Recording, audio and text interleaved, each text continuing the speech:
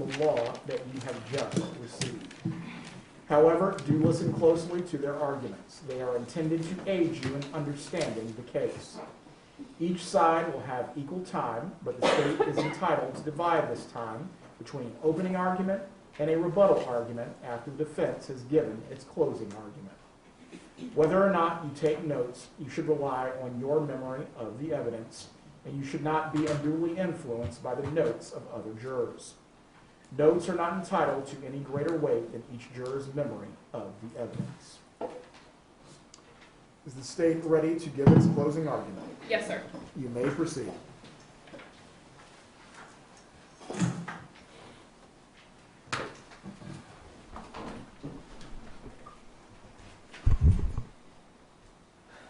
All right, good evening.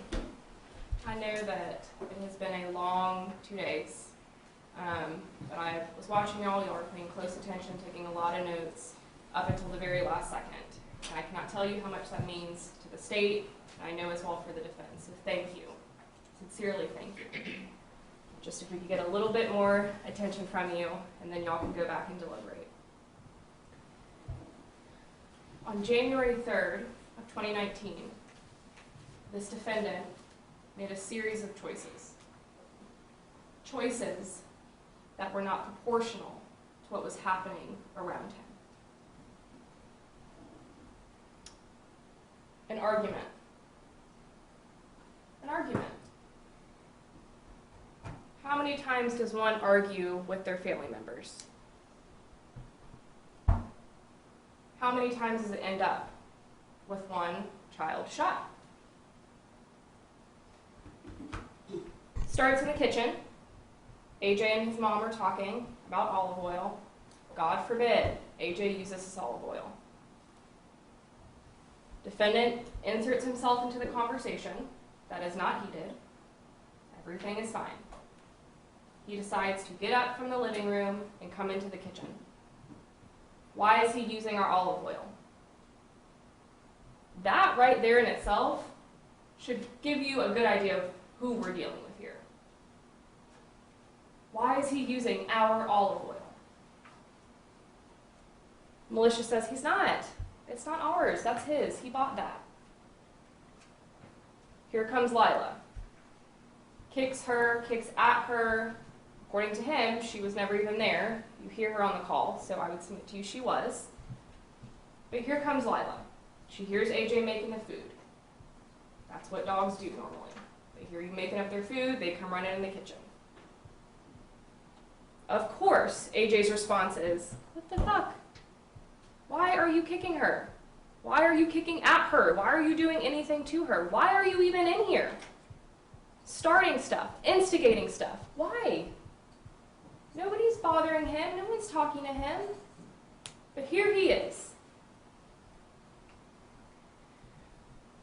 What the fuck? Why? Why are you kicking her? What does this defendant do? Runs up into AJ's face. And why does he do that? AJ's talking back to him. It's disrespectful. He does what he wants to do. It's his house. You don't get to speak to him. You don't get to have your own conversations. You don't get to use his olive oil. You do what he wants when he tells you to, when he wants you to. That's what we're dealing with. So he gets into AJ's face, and what does he say? What the fuck are you going to do about it? And what does AJ tell you he says? Nothing, because you ain't worth it. And he was right. Nothing in that moment was worth anything. It was not worth what ended up happening. He was totally right. Nothing, because you're not worth it. But of course that pissed the defendant off. Of course it did. That hurts your pride. It hurts your ego. To hear your 20-year-old son tell it nothing, because you're not worth it. AJ didn't respond. He didn't react the way that this defendant wanted him to, which was to get mad. Then what does he say? Matter of fact, get out. Get out of my house. You, your dog, your stuff, get out of my house. And go where? Y'all asked him to come here and stay at the house to save money. Go where? Get out and go where? He's 20.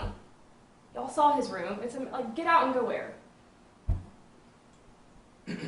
Argument ensues, chest to chest, in each other's face, saying all kinds of hurtful stuff. You're not even like my son anymore. You're not even like my dad anymore. Kind of a petty argument, back and forth, hurting each other's feelings. Okay, still, arguing. But what is AJ doing? He's talking back, right? And what is that doing? It's pissing him off, making him even more mad. Militia. Goodness. Here she is. All right, that's enough. That's enough. Stop, stop. I gotta go to work. Stop. They keep arguing. Finally, she's just like, all right, whatever. Argue. Go at it. Because no one is expecting go at it to mean shoot him in the face. Because again, look at the scenario we're dealing with. Mom, dad, son.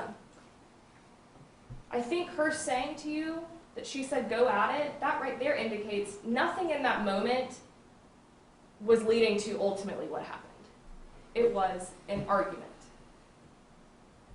Here you have this defendant swinging at AJ. And here's what's AJ doing? Moving from side to side. He's not getting any hits in. Do you think that makes that defendant feel very good? No. Again, ego, pride. AJ's not giving in to any of this like poking and provoking. He's not giving into it. Of course that pisses him off. Then what happens? Well, I'm calling 911. Okay, great. Thank you so much for the recording. So here we have the recording of the 911 call. It's loud, very chaotic. Y'all will get it back there. Listen to it as many times as you want. You hear the defendant. He's threatening me. He's belligerent. You hear AJ in the background. Belligerent? Threatening you? How? I'm way over here. What is that consistent with? That call is made in the moment on that night.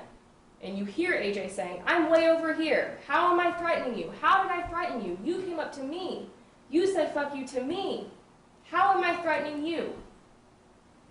All of that is consistent with exactly what AJ and Militia told you was going on in that kitchen. AJ was on one side, defendant's on the other side. They get in each other's face, Militia pushes them apart. Ultimately, they stay apart.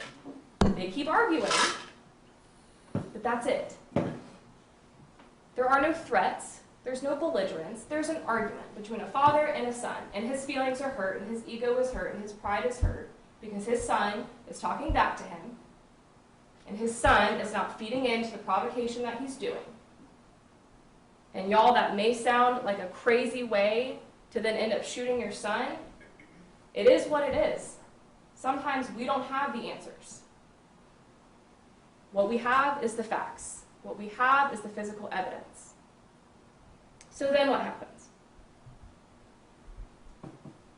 Defendant says, y'all better come get him before I hurt him. Remember that. Y'all better come get him before I hurt him.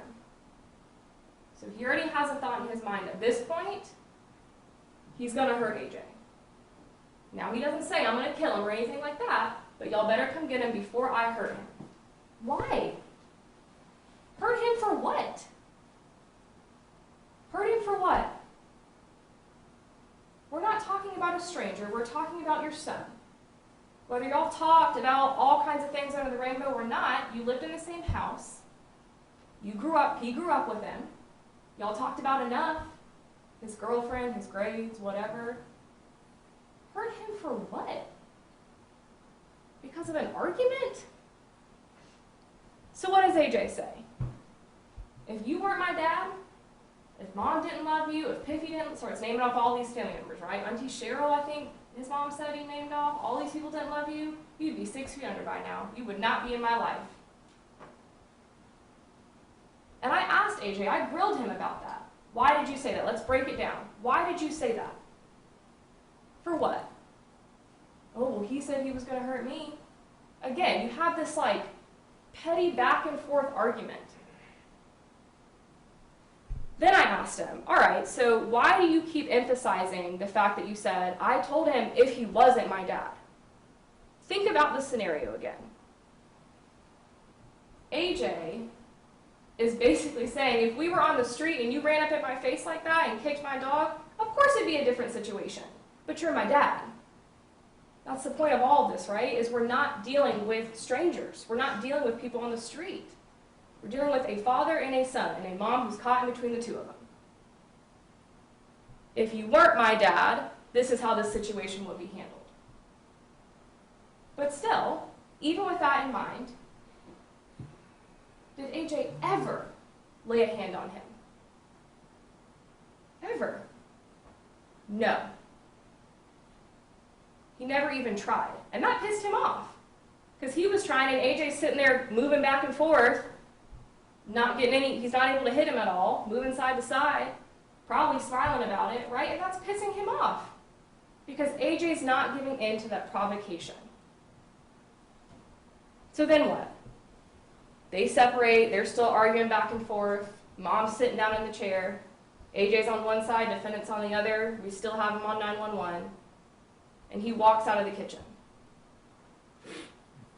And what did Militia and AJ tell you? They were still in the middle of talking, and AJ's looking at him like, where are you going? We're still talking. I want to know why you kicked my dog. Tell me why you kicked my dog. And he said something on the stand, and he kind of mumbled it, but maybe one of you caught it, and I thought it was really interesting. I just wanted an answer from him like what he would want from me. Which again, kind of pulls you back into the context of what we're dealing with. You have a son looking at his dad like, well, you always wanted answers from me. You always made me give you answers, so now I want to know why I want an answer from you. Tell me why you kicked my dog. Of course that defendant saw it as disrespectful. Of course he did. You don't question me. I'm the father. I'm the adult. Don't question me. Don't talk back to me. But AJ did. So he deserved to be shot? To him, yeah. All right, so then what? Defendant walks out. There's been plenty of testimony that AJ walked to that bedroom. The physical evidence supports it, and the direct testimony supports it. Direct testimony meaning the witnesses that you heard from. The physical evidence that you have that AJ did not charge into that bedroom is the blood spatter. What did the expert witnesses say? From both my side, state side, and the defense side. He was right there in that threshold when he got shot. A step or two into the doorway. Had he charged into that room, that blood spatter wouldn't be a step or two in the doorway. He'd be all the way in the room. It would be somewhere else, on the floor, on the dresser. You'd see the splatter somewhere else. But all of the physical evidence and all of the direct testimony from the experts in this case is that he stopped 2 or 3 steps into that doorway, close to the threshold of the door. Their witness said, he kept saying he wasn't too far into the room because it's important to highlight that, because he wasn't. And what does Militia tell you? We're walking to the room, AJ, please don't follow him, just get Lila, come on AJ. No, Mom, I want to know why he kicked my dog. I want to know why. He wants answers from me, I want answers from him now. Why? Why'd you do that?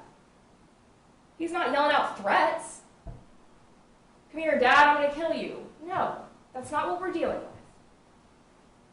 They get to the room, and who's already standing there with a gun? Him. Why?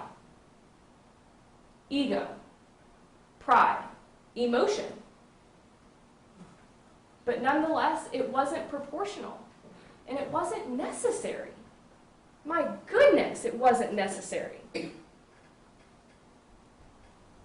Puts the gun in AJ's face. Militia's right behind him. What does AJ say to his 20-year-old self? That gun don't scare me. Oh, okay, a gun's in your face. I asked him that on the stand. Was that for real? Tell the jury about that.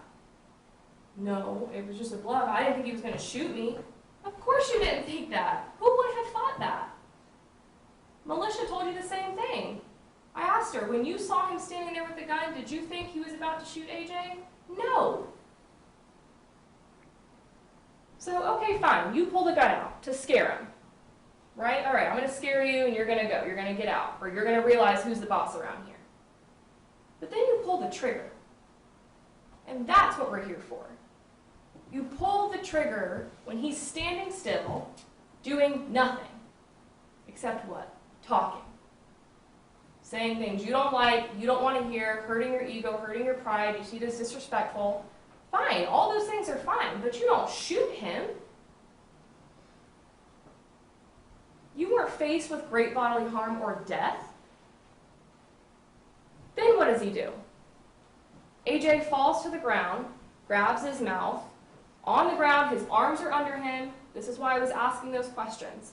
How were your arms? How was your body? All these questions are very intentional, right? Just to lay all this out for y'all. Underneath him like a turtle, I think he said. What does he do? Shoots again.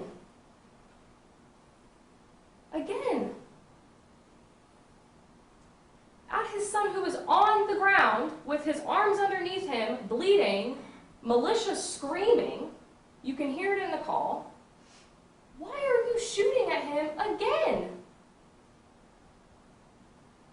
Nothing is happening that is necessary. Nothing was ever happening that was necessary for you to do that.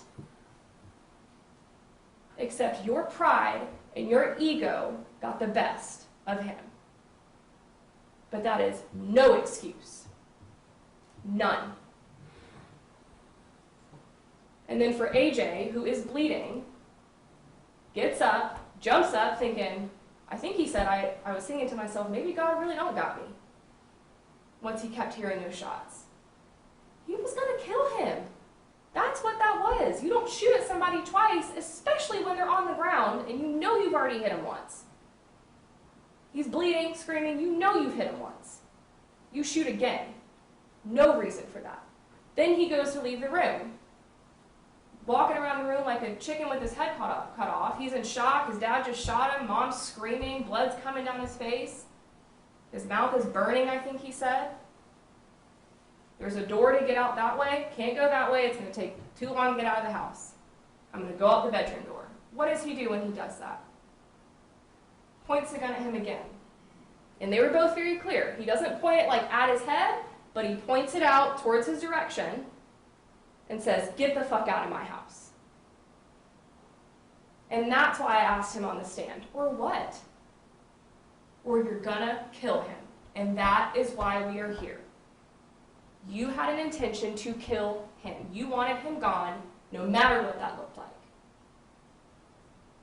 And whether he feels differently about it now or not, we look at what was happening back then, what his actions were back then. What do his actions show us? That is what we look at. In this case, you have lots of physical evidence, lots of direct testimony. Ask yourself, what matches the physical evidence? And just like the expert witnesses said, on both sides. If you don't have physical evidence, like in the kitchen, for example, you look at the direct testimony. Militia. The FDLE firearms analyst. That gun didn't go off on accident. Nothing hit his hand. And for him to get up there and look y'all in the eye and tell y'all that he doesn't remember, just so happens, doesn't remember the only things that he's actually charged with doing, but everything else he remembers. Come on. You remember every single other detail, everything that everybody else did. But the actions that you took that got us here, you don't remember that. Is that reasonable? There's a reason he doesn't remember. So, when y'all go back there and y'all talk, look at your notes, rely on your own memory. Rely on your own memory, talk about it. And I would submit to you that when y'all do that, and when y'all think about, especially that second shot, goodness, when y'all think about all of that, you will have no hesitation finding him guilty for exactly what he did, which is develop an intent in his mind. Whether it was seconds, a minute, 5 minutes, it doesn't matter. You look at the actions he took. And when you get back there, I have no hesitation that y'all will find him guilty of attempted first-degree murder of his son, AJ. Thank you. Is the defense ready to give its closing? Yes, sir. Thank you. You may proceed. I want to say goodnight. But again, thank you. I think it took a little longer than we anticipated. I know everybody is ready to get out of here Friday night, but this is a very, very important job that you have. As we talked about during the opening statement, your job is to determine what the facts are in this case. Obviously, there is a dispute about what the facts are and what happened, and that's where the jury comes in. The jury decides what the facts are, and you'll decide what those facts are, apply them to the law, and render a verdict for us. And again, everything that I say during closing argument, or Ms. James says during closing argument, is not evidence.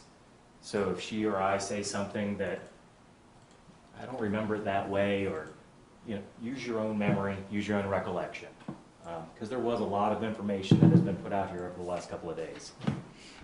And again, this case starts in the home. You heard from the 3 people that were there. January 3rd, 2019. January 3rd, 2019. Mr. Lawyer, Andrew Lawyer, has had a pretty good day. Business is going well. He's had a client that's telling him, hey, I got a lot more stuff coming your way. He's in a good mood. His wife is getting up. She works the night shift. He goes in. She's getting ready. Jumps in the shower with her. Now she's going to, get ready for work. He comes out and he's dressed in his shorts, t-shirt, and flip-flops, getting ready to take his wife to work. AJ's in the kitchen, and that's where the argument begins. And this is where your job comes in to decide what did happen there. How did this happen? Yes, there was an argument about the olive oil.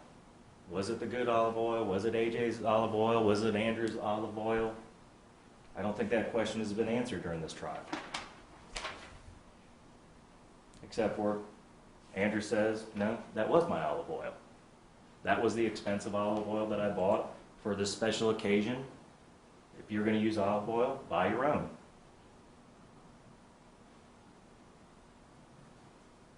The discussion, the argument starts as Andrew comes into the kitchen. As this discussion is going on, AJ testified that Andrew kicked his dog. That's what he said up there. Remember? Trying to get a little louder like he did it. But when I asked him about, well, remember when I took your deposition, we talked about that, and I asked you, did you see him kick your dog? I thought so. So previously he thought he saw his dad kick his dog, but here he definitely saw his dad kick his dog.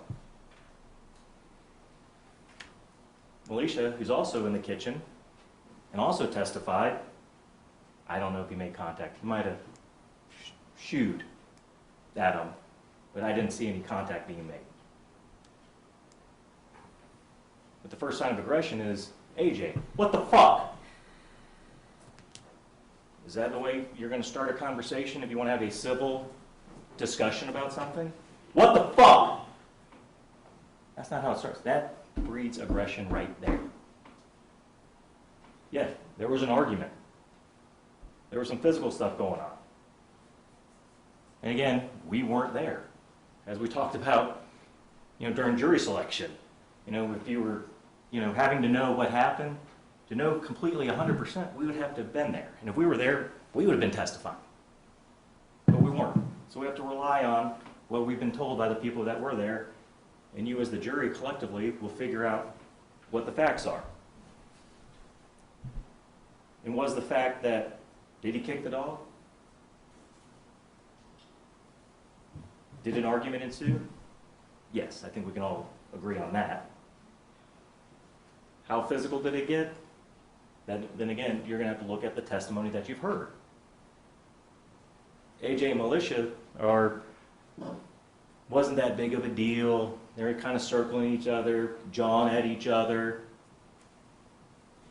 But Andrew tells you, no, it was more than that. There was some pushing going on, some shoving.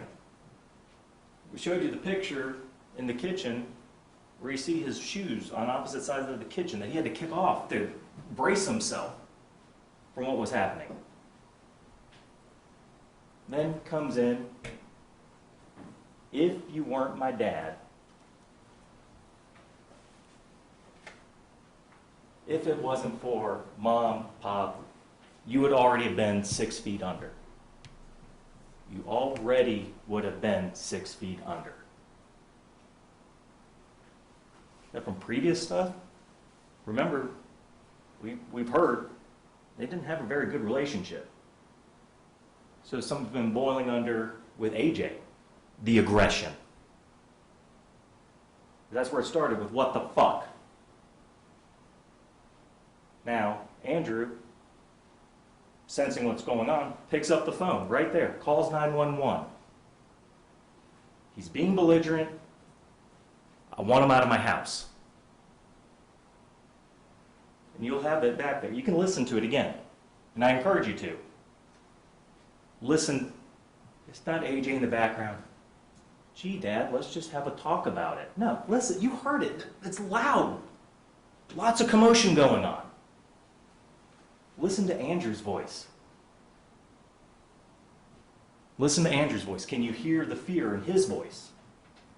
He's having to call 911 because he thinks his son's going to do something to him. He needs him out of the house. He's getting scared. He doesn't do any. He retreats from the kitchen. You saw the pictures. He walks through the dining room into his bedroom, and he's, as he said, tries to close the door. He thinks he's got the door closed. He has removed himself from the situation. But AJ's not going to let it stop there. No, he needs an answer now. What the fuck? I need an answer. And he follows him there. And Andrew told you he was in fear. And think about AJ's testimony when he's up there. And I'm asking him questions about his conversation with the detective. This was like a couple weeks after the incident. What does he say? Oh, I know. He's going to claim self-defense because I did MMA. I did karate. I did taekwondo. I did wrestling. He knows what I can do. He knows what I can do to him. That's what he's telling the detective. But here, well, yeah, I said it, but, he's my dad. I didn't really mean it. Well, he's already told him, if it wasn't for everybody else, he already would have been 6 feet under. Already.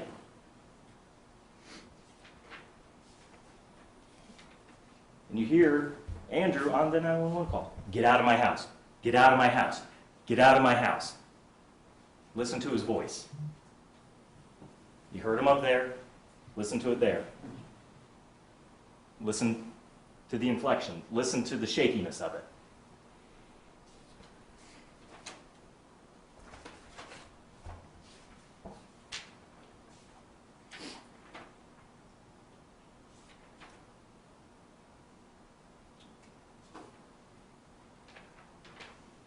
And those 5 words that I also said during the opening statement that are very important to this case, that gun don't scare me.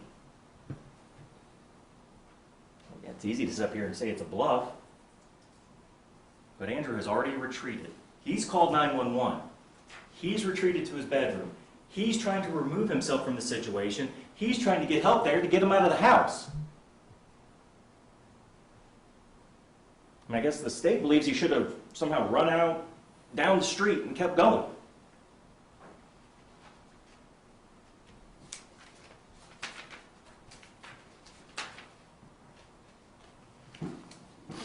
And as the instruction says, if Andrew Lawyer was in a residence in which he had a right to be, he had no duty to retreat and had the right to stand his ground and use force, including deadly force, if he reasonably believed that such conduct was necessary to prevent imminent death or great bodily harm to himself.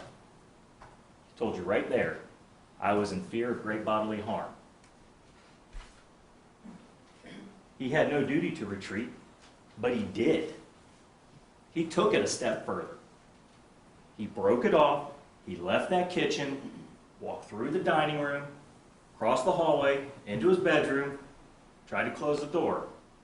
And you hear it. You'll hear it on the 911 call. You hear it. AJ coming to him. Mom, just leave. Just go. No, he needed an answer. He needed an answer.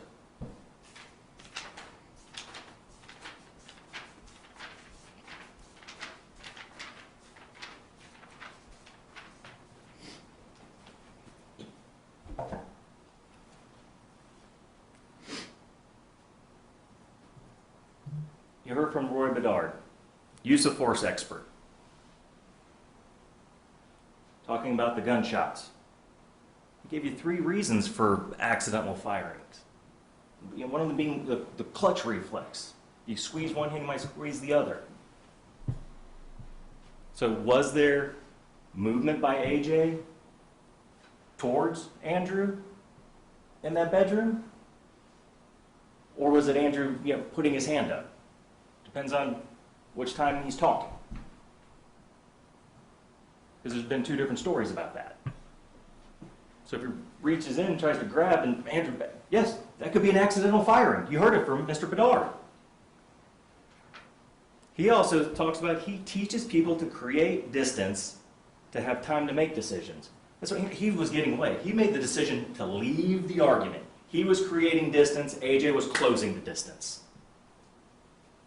Because he needed this resolved.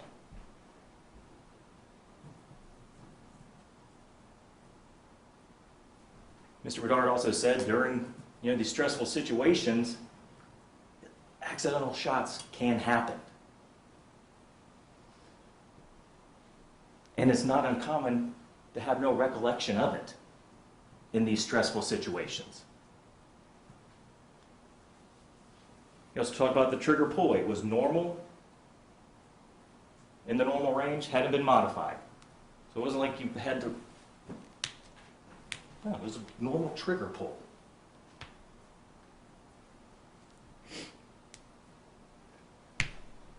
Mr. Bedard also talked about Andrew. He was the one that retreated. He's the one that called law enforcement. He also said clearly a case of self-defense.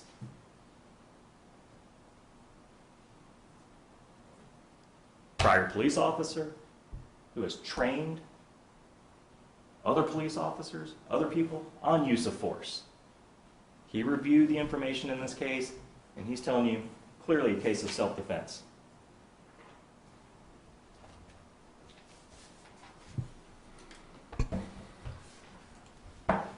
Was he 1 step into the room, 2 steps into the room? It's unclear. But what is clear, he was in the room. He came into the room where Andrew was.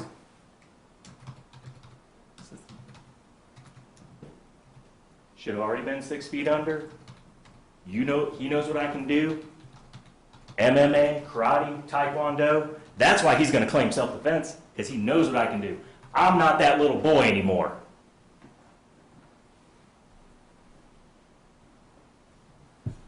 So was Andrew just supposed to let him come and beat the ever-living crap out of him? Cause great bodily harm? Because we know from AJ, he's the tougher one. He can take him. Because he said, Andrew knows that. That's why he's going to claim self-defense. Is he claiming it or was it? I submit to you it was self-defense. Based on the evidence, based on the testimony, based on the circumstances. What is clear, the argument started in the kitchen. It escalated. Andrew called 911. Andrew removed himself from the situation, but AJ wouldn't let it go.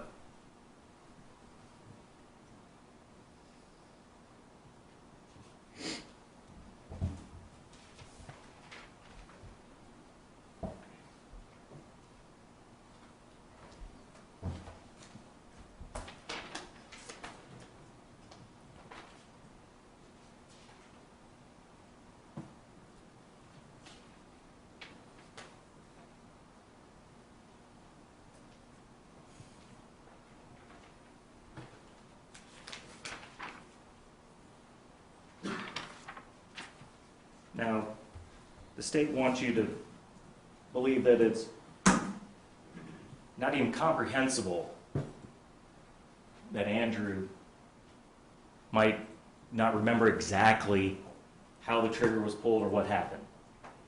Mr. Bedard has explained how that can happen. Think about his testimony.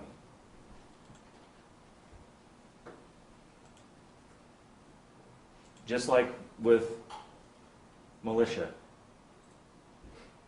when she was on the stand and they were talking about when they get to the door, and the question was, did anything happen? Did he say anything?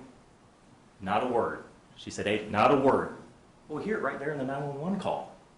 We know he's at the door when he says, that gun don't scare me.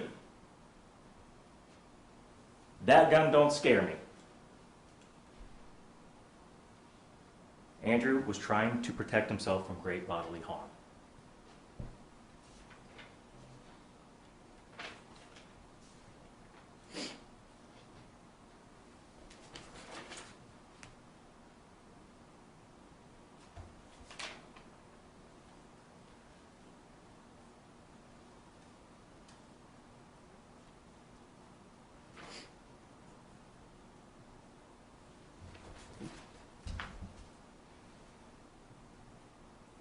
AJ talks about he didn't have anywhere to go. He'd been other places. He has friends.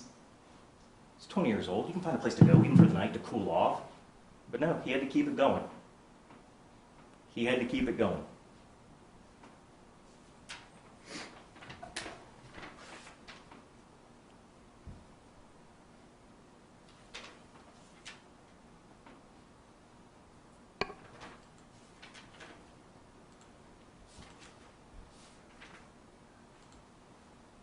I've also heard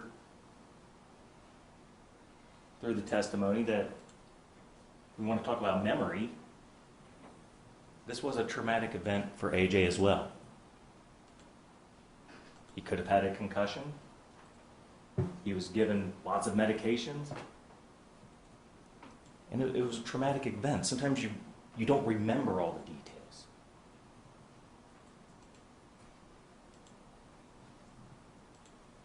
But he did remember that Andrew kicked his dog when he testified yesterday. But he wasn't sure previously. His mom didn't see it.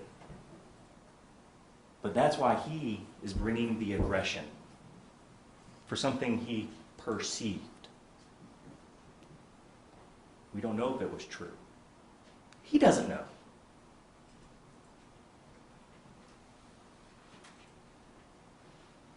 Listen to the 911 call again. And remember that if Andrew Lawyer was in a residence in which he had the right to be, he had no duty to retreat. But he did retreat. And he had the right to stand his ground and use force, including deadly force, if he reasonably believed that such conduct was necessary to prevent imminent death or great bodily harm. He told you right there, I was fearing great bodily harm. And what did AJ tell the detective? MMA, boxing, wrestling. He knows what I can do. I'm not that little boy anymore. Ladies and gentlemen, I ask you to go back, review the evidence, talk about it, and return a verdict of not guilty. Thank you. Davis. State ready to give its rebuttal closing. Yes, sir. You may proceed.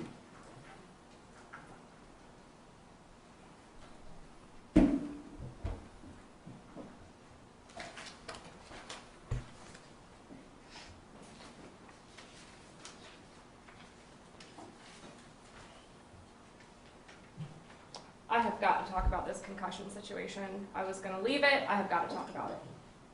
Did Militia have a concussion? Was she given medicine too? I mean, I'm confused. They both say the same thing. So how is it that AJ had a concussion, which he didn't? You didn't hear that from any doctor. He didn't have a concussion. We had no testimony from that except from them saying it, which is fine. That's what attorneys do, right? We say something, we get an answer. But just because we say it doesn't make it true. You need to hear it from the doctor, see it in a medical record, hear it from a witness. A concussion. But yet, everything he says matches what the physical evidence says, and what militia says, and what the FDLE agent says about the gun being in complete working order, and what the officer says, and what the crime scene photos say. He didn't have a concussion. He didn't forget anything. And neither did militia. The fact that that even got thrown out there, that this medicine, which I would equate to like getting a tooth pulled, you remember everything that happens before they give you that stuff that puts you to sleep, and then so you don't remember what's happening when you're sleeping, and when you wake up, you're sort of groggy. It's the memories after, not before. And again, it doesn't even matter because militia didn't have a concussion, and she says the same exact thing. And why does she matter so much? Why does militia matter so much in this situation? Very rarely in an argument do you get like a tiebreaker or like a neutral party. But we have one here who loves them both, 30 years with him, and that's her son, loves them both. That is why she matters so much and why her testimony matters so much. And of course, still look at the physical evidence, make sure it matches what she says, and you'll find that it does. But that's why it matters so much, what she has to say.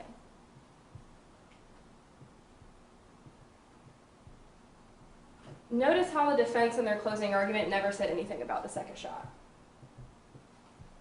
Why is that? Because that's like the real kicker, right? Like the first shot, okay, fine. Fine if somebody back there wants to say, I don't know. But the second one? Then you have to look back at the first one and start thinking, I don't know. That seems real like you were trying to get rid of them. Real, you're in your emotions, your ego is hurt, your pride is hurt. That's what that is. It's not an accident. Just like the second one wasn't an accident. And he does remember. It's just convenient. It's a cop-out of convenience. That's what that is. Roy Bedard. Not going to spend a lot of time on him. He literally would barely even answer a single question that I asked him. If y'all remember, that was the witness where I said, like, okay, so he charged in his face. Well, I don't know what charge means. So if you remember, I kept, like, okay, well, ran at. Well, I don't know if that's, okay, well, you have two witnesses that are saying that the defendant got into AJ's face. I don't know what it means to get into someone's face. Okay, you read all the police reports, all the transcripts. You read all of that. It's been consistent this whole time. He got in AJ's face, ran up in his face, charged in his face. That all means the same thing.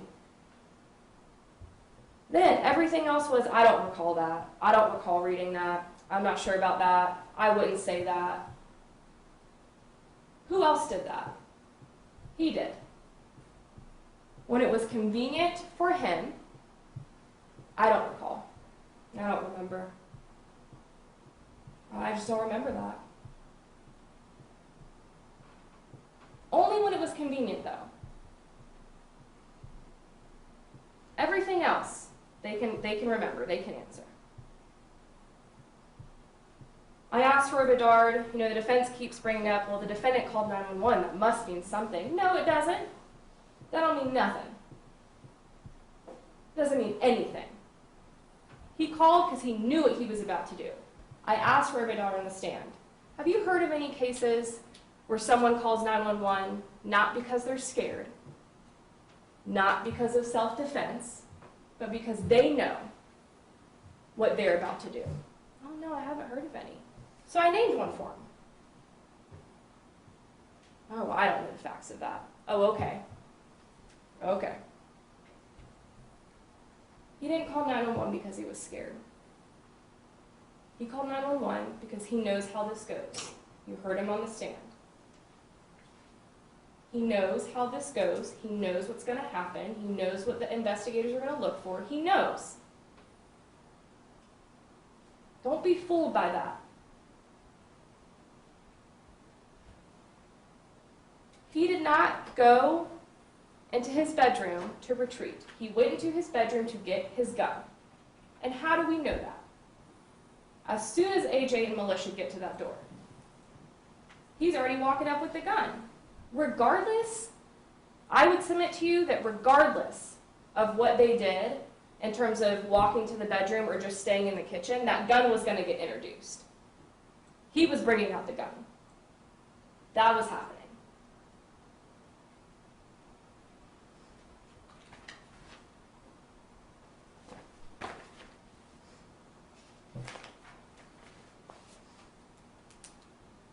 There was no threats, no weapons by AJ. Not even his hands. This boy is not a professional fighter, okay? So, no, not his hands either. No hits by AJ, no kicking by AJ, no running, no charging, no pushing, none of that. The evidence doesn't support that, the physical or the direct testimony. None of that ever occurred. Nothing that the defendant did was proportional to the choice that he made. And their expert's the one who kept saying that. It needs to be proportional. You look at proportionality. Is it proportional? An argument to him shooting his son in the face and then shooting at him again. And thank God he missed.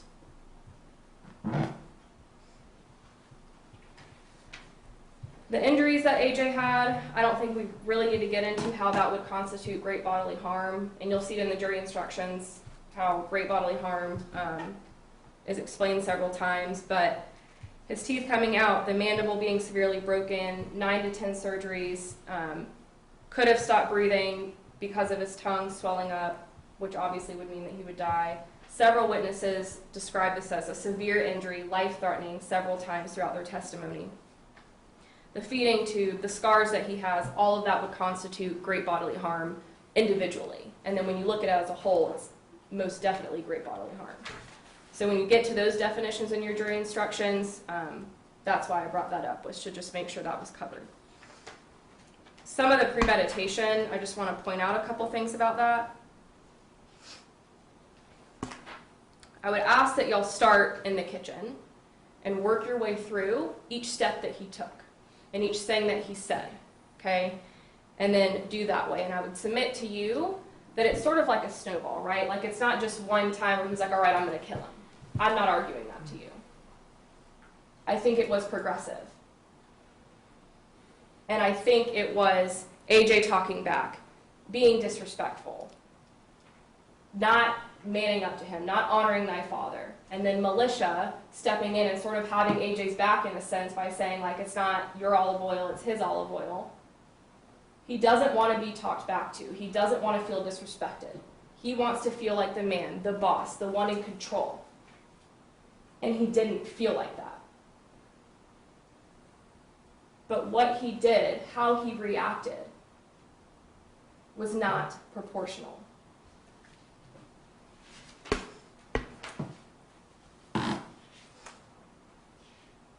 Think about what he's thinking about as he walks into that room to get the firearm. He's got to be thinking about getting it because he goes straight for it, right? We know that he either cocked it back or did double action and pulled the trigger. And if it was double action, that's 8 pounds of pressure. That definitely ain't an accident with the second shot. And even if it was single action, if he pulled the hammer back, then we really know what you were thinking. So either way there, you have a thought process, a conscious intent to make the choice that you're about to kill him. I'm sure that y'all have heard the saying, you brought a knife to a fist fight. You brought a gun to a knife fight. The problem here is that he brought a gun to an argument. A heated one, but an argument with his child. Context. And he made a choice. A choice that AJ will forever have to live with. When he looks in the mirror at his face, when he meets people and they ask him, what happened to your face? What happened to your face? His dad shot him. When he takes his shirt off to go to the beach and that feeding tube scar is there, what happened to you? Why? His ego, that's why. That is not an excuse. That is not justifiable. Find him guilty for what he did to AJ. Thank you.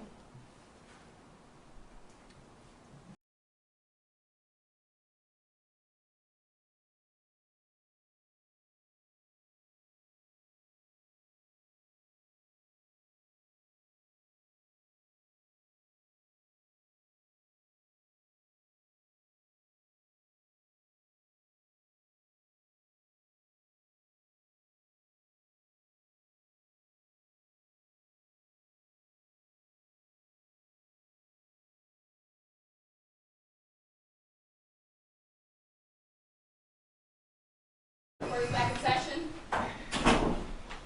Everyone can be seated. Excuse me. I believe we have a verdict. Is there anything we need to address before the jury comes on? Not from the state. There you are. Bring them in.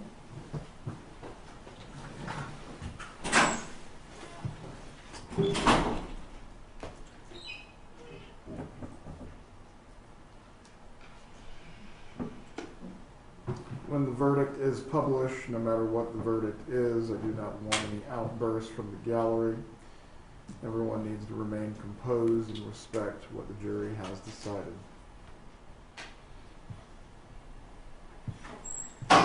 Jury in the courtroom.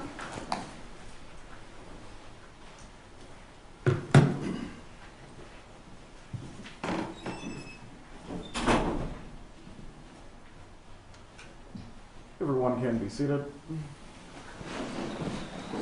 If the foreperson, please could rise. Has the jury reached a unanimous verdict? Yes, sir. If you please could hand the verdict form to the bailiff.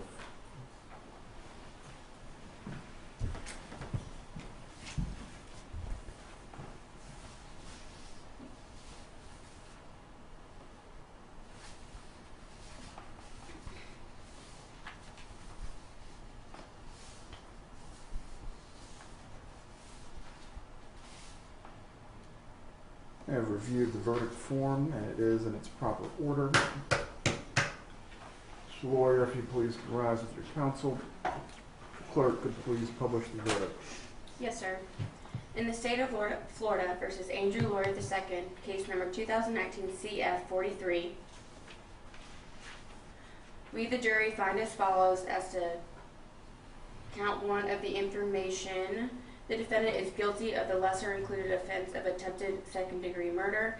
If you find Andrew Lawyer guilty of attempted second-degree murder, you must then answer the following questions.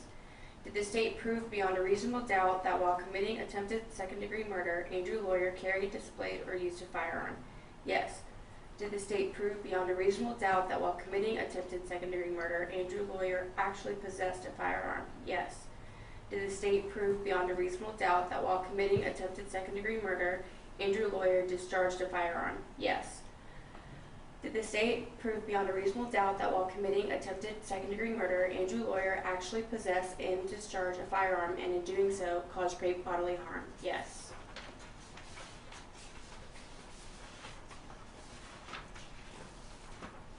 So say we all this 21st day of January 2022. Mr. Lawyer, you may sit down with your counsel. Does either party wish to have the jury polled? Yes, Your Honor. Juror Timms, was that your verdict and the verdict of the jury as a whole? Yes, Your Honor. Juror Sykes, was that your verdict and the verdict of the jury as a whole? Yes, sir. Juror Bonasort, was that your verdict and the verdict of the jury as a whole? Yes. Juror Young, was that your verdict and the verdict of the jury as a whole? Yes, sir. Juror Stroud, was that your verdict and the verdict of the jury as a whole? Yes, sir. And Jury Legman, was that your verdict and the verdict of the jury as a whole? Yes, Your Honor.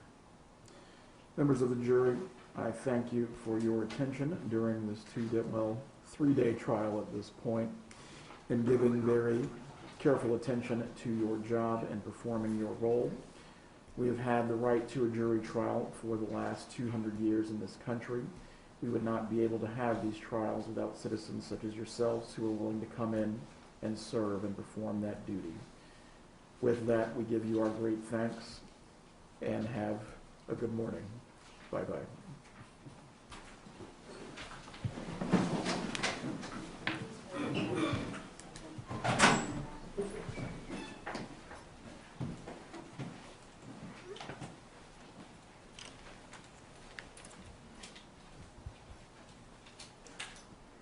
Everyone can be seated.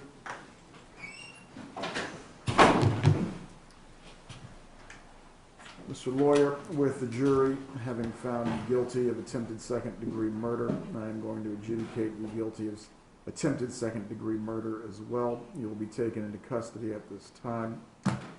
Is a PSI being requested by the defense? Yes, Your Honor. All right. If the clerk can please contact the Department of Corrections so that way we can facilitate the PSI. We will set a status date, and from there a sentencing will be set. The defendant is remanded into custody.